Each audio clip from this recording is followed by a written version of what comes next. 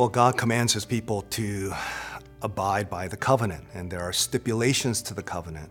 And just as we see in certain covenantal treaties, the suzerainty treaty being one of many, as we see in Genesis 15, that God expects his people to abide by the stipulations, being the servants of this suzerain king.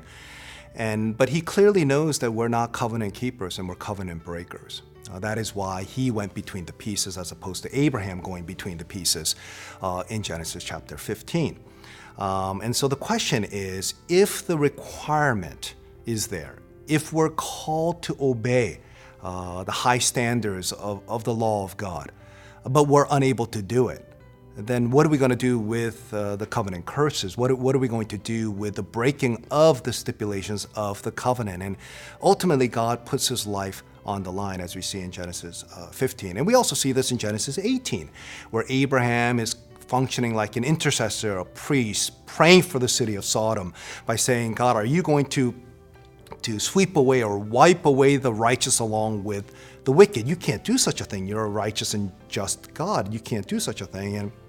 And he asks him, would you be willing to spare the city of Sodom for 50 righteous people? And God's answer is yes. And then he says 45, 40, 30, 20, 10. And for every single question, God says, I will spare the city of Sodom for 10 righteous people. And the story of Genesis 18 just kind of ends there. Again, that story is incomplete because Abraham knew that there was no one who was righteous enough. He couldn't even find 10 righteous people. But if Abraham had asked, what about for 5 righteous people, would you do that? God's answer would have been yes. What about for 3? Yes. What about for 1 righteous person? Would you spare the city? God would have said yes.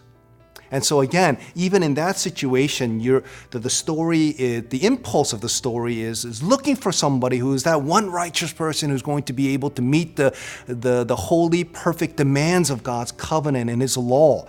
And for that individual not to be crushed by the weight of the law for us as covenant breakers, but somebody who's actually going to be a covenant keeper, that one righteous person who will be able to do that.